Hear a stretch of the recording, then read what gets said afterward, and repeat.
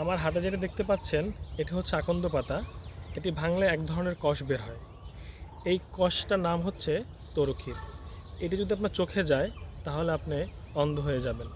এই আকন্দ পাতা যদি আপনি ফসলের ক্ষেতে স্প্রে হিসাবে ব্যবহার করেন তাহলে হাজার না লাখ টাকা বেঁচে যাবে।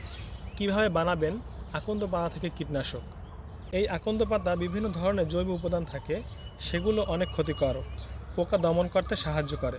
সেক্ষেত্রে আপনারা নেবেন 1 কেজি আকন্দ পাতা, 10 থেকে 15 কোয়া রসুন, 20 গ্রাম শুকনো মরিচ, ভালো করে ব্লেন্ডার করে নিয়ে 5 লিটার পানিতে মিশিয়ে 24 ঘন্টা রেস্টে রাখবেন।